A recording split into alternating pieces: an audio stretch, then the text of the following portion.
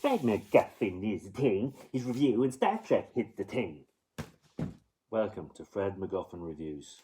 Star Trek Picard, Season 3, Episode 1. Spoiler review. Spoiler review. Okay. Next Generation, this episode's called. And it feels like a movie. They're splashing the cash. Amazing special effects on this.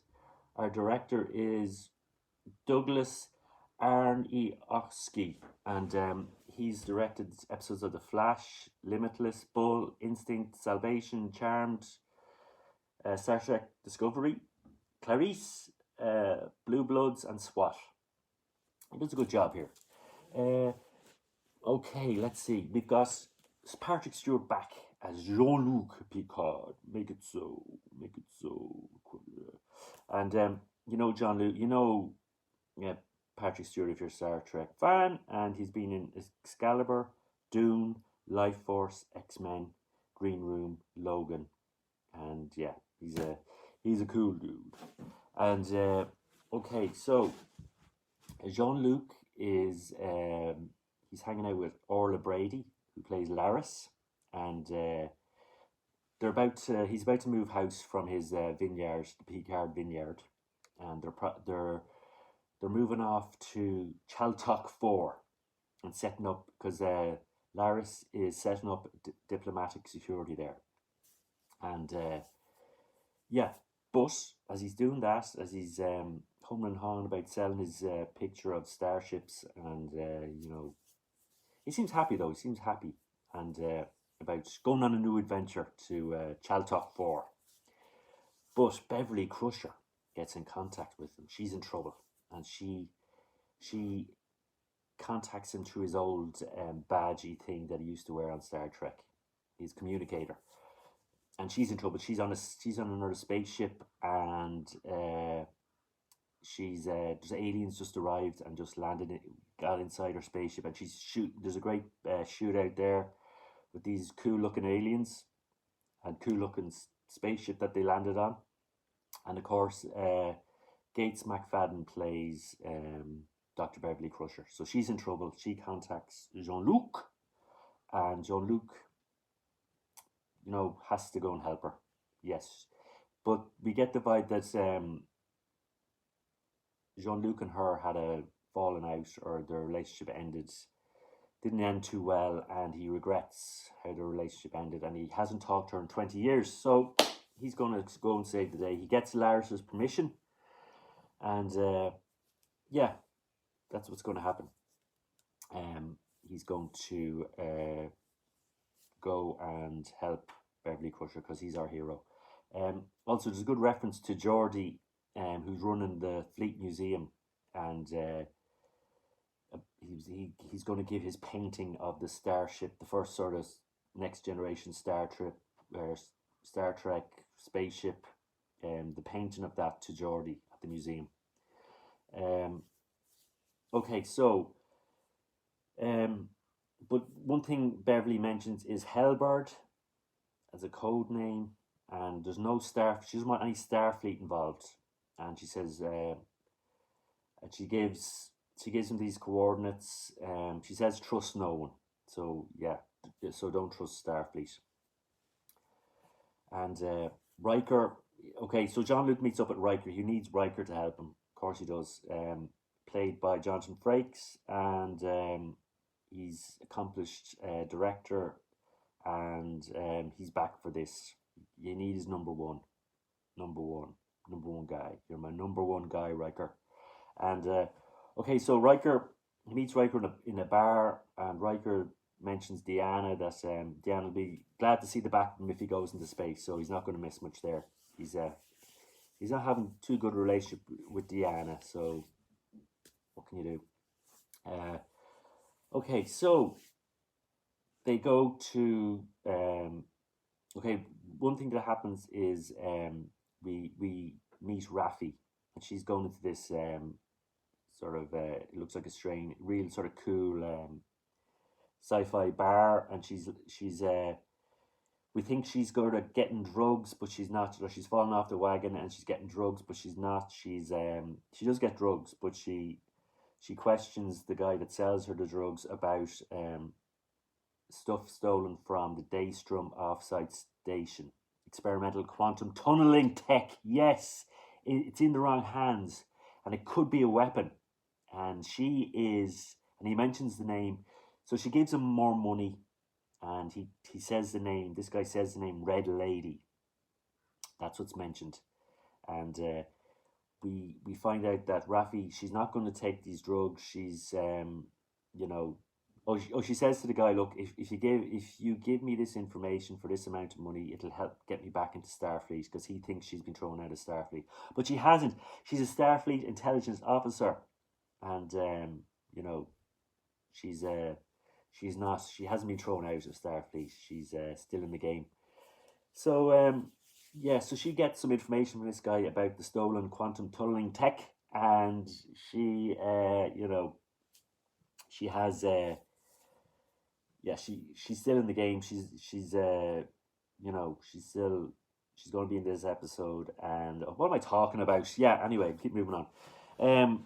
So what else do we have? We have Jean-Luc and Riker, and they go to make a surprise inspection of the Titan, Starship Titan. And okay, so they need a starship to go to Beverly Crusher, and she is on the edge of what would you call it? The Riken system. It's on the edge of Federation space.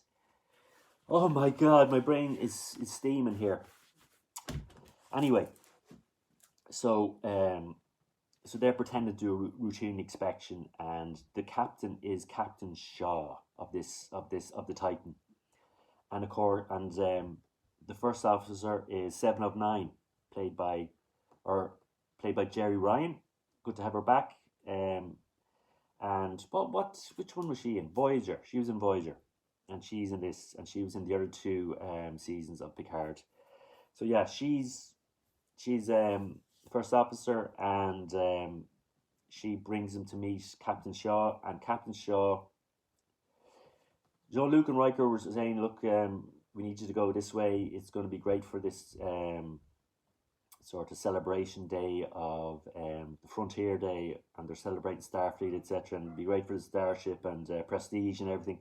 And Captain Shaw says, no way, Jose, I don't like what you're talking about. You're full of crap. He doesn't really appreciate Jean-Luc and Riker, and he's not going to be friends with them, and he's not going to support what they want to do.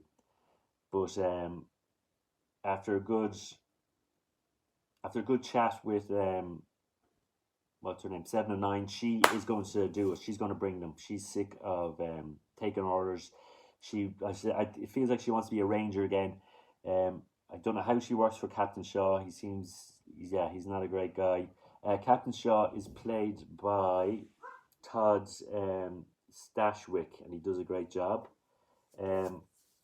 So yeah, and another person we meet on the Titan is Ensign Sydney LaForge, yes, who's played by Ashley Sharp Chestnut. She's Geordie's daughter, so she's an ensign on the Titan. And yeah, so that's the way it goes there. At the end of the episode, we have 7 of 9 helping Jean-Luc and Riker get to the Riken system. They take a shuttle from the Titan, and they're not allowed to do that, but they do it. Captain Shaw is angry, and they go down, and they get on board the ship that Beverly Crusher is on, and they find her. They do find her, but she's sort of, what would you call it? She's been in suspended animation. She's been frozen, and the person that did it is her son. We get a revelation that Beverly has another son, not what's his name, the other guy, the other lad. I can't think of his name. Anyway, she has another son, and he's played by, hold on, it's going to come to me, Ed Spears, and he plays Jack Crusher. And what was the name of the other son? Something Crusher.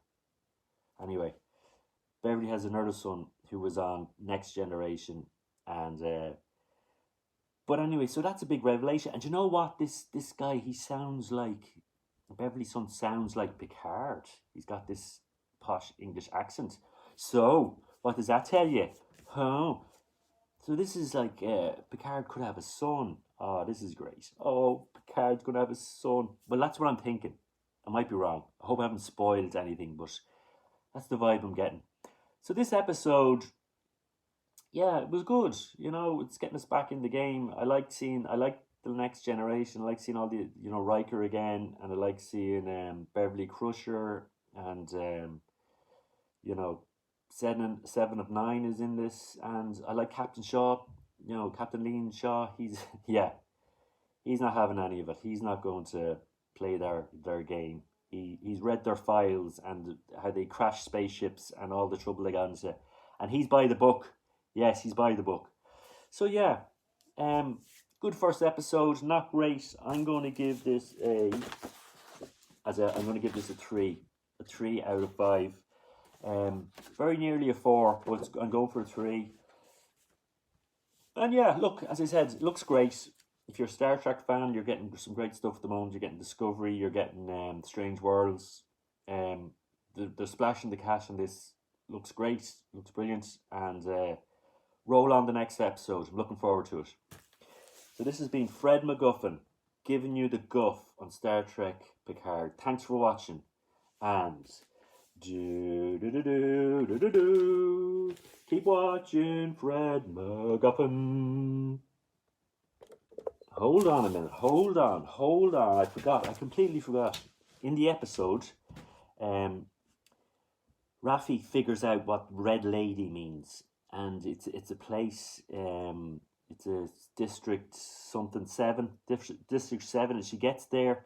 She thinks there's going to be that tech that's been stolen is going to be used, the quantum tunneling tech, and she goes there to warn it's a big Starfleet building, and there's a red statue outside the front of it, and she tries to get there in time to tell them there could be an explosion, there could be an attack, and she doesn't get there in time, and there's a huge cool sort of, it looks great, not for the people inside, but the special effects are great. There's a big explosion. The building is tunneled and quantumed and explosioned, and it looks very good. So she's too late, and there's something going on here. There's some bad sort of terrorists doing something terrible, and